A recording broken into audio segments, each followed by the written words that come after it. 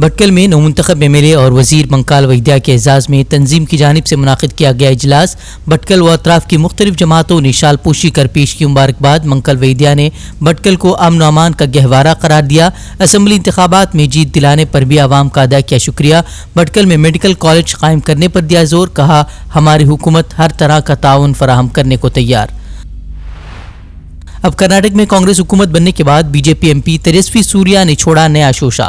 اب ریاست میں بی جے پی کارکنان کو نشانہ بنانے اور جھوٹے مقدمات میں پھنسانے کا کانگریس حکومت پر لگا الزام۔ پارٹی کارکنوں کی حفاظت کے لیے ہیلپ لائن شروع کرنے کا کیا اعلان۔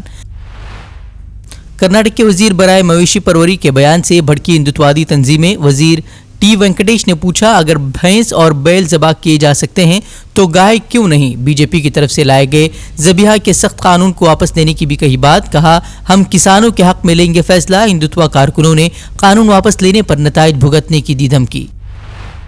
اب بالاسور ٹرین حادثے کو بھی فرقہ وارانہ رنگ دینے کی سازش بے نقاب۔ ہندوتوادیوں نے اب حادثے کے لیے مسلمانوں کو ٹھہرایا ذمہ دار۔ سریش چوہان کے نے ٹرین حادثہ یا حملہ ہیش ٹیگ کے ساتھ کیا ٹویٹ، تو جائے حادثہ کے قریب مسجد کی تصویر شیئر کر مسلمانوں کو ذمہ دار ٹھہرانے کی ہندوتوا تنظیموں کی کوشش۔ اڑیسہ پولیس نے افواہ پھیلا کر انتشار پیدا کرنے کی کوشش کرنے والوں کو دی سخت وارننگ۔ بالاسور حادثے پر لیپاپوتی میں جھوٹی مودی سرکار، ریلوے وزیر کا دعویٰ انٹرلاکنگ میں تبدیلی کی وجہ سے پیش آیا تھا حادثہ۔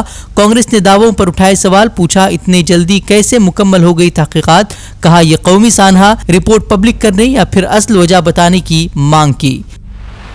بالاسور حادثے کے تعلق سے وزیراعظم مودی نے اڑیسہ کے سی ایم کو کیا فون کال، فوری اور مؤثر کارروائی کے لیے ادا کیا شکریہ۔ وزیراعظم نے کہا ضرورت پڑنے پر مرکز کسی بھی قسم کی مدد فراہم کرنے کو تیار۔ سابق وزیر ریل لالو پرساد یادو نے ٹرین حادثے پر مودی حکومت کو بنایا ہدف تنقید۔ بھارتی ریلوے کو تباہ و برباد کرنے کا مودی حکومت پر لگا الزام، معاملے کی اعلیٰ سطحی جانچ کا کیا مطالبہ۔ سپریم کورٹ پہنچا بالاسور حادثے کی تفتیش کا معاملہ، کوچ نظام کو جلد از جلد نافذ کرنے کا کیا گیا مطالبہ۔ ریلوے سیفٹی کے حوالے سے سابق جج کی سربراہی میں کمیٹی تشکیل دینے کی بھی مانگ۔ معروف شاعر منور رانا کی حالت تشویشناک، فی الحال آئی سی یو میں لائف سپورٹ سسٹم پر ہے رانا، 13 دنوں سے اسپتال میں چل رہا ہے علاج۔ منی پور تشدد کی جانچ کے لیے وزیر داخلہ امت شاہ نے تشکیل دی high level committee, Guwahati high court کے سابق جسٹس کریں گے کمیشن کی قیادت۔ امت شاہ نے ضروری اشیاء پہنچانے کے لیے ناکہ بندی ہٹانے کی دی ہدایت۔ اب تک تشدد میں 80 سے زائد لوگ ہو چکے ہیں ہلاک۔ غداری قانون پر لاء کمیشن کی رپورٹ کو کانگریس رہنما ششی تھرور نے چونکانے والا قدم قرار دیا، کہا اس قانون کے غلط استعمال کو روکنے کے لیے قانون میں تبدیلی ضروری۔ چین کے صوبے سچوان میں لینڈ سلائیڈنگ سے درجنوں مکانات تباہ، ملبے میں دب کر 14 افراد کی موت، 5 لاپتہ، ہلاک ہونے والوں میں خواتین اور بچے بھی شامل۔ رجب طیب اردوغان نے تیسری مرتبہ ترکیہ کے صدر کے طور پر اٹھایا حلف، کہا ہمیں پہلے سے زیادہ اتحاد اور یکجہتی کی ضرورت، قوم کو مایوس نہیں کرنے کا دہرایا عزم۔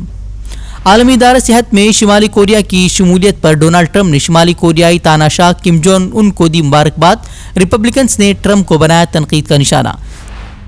سی آئی اے کے ڈائریکٹر کے خفیہ چینی دورے کا انکشاف، اب امریکی حکام نے بھی کی دورے کی تصدیق۔ دونوں ممالک کے درمیان رابطہ بحال رکھنے کی اسے کوشش قرار دیا، لیکن کہا کہ اس میٹنگ کا نہیں نکلا کوئی مثبت نتیجہ۔ جاننے کے لیے ہمارے چینل فکر و خبر ٹی وی کو سبسکرائب کریں، ویڈیو کو لائک اور شیئر کریں۔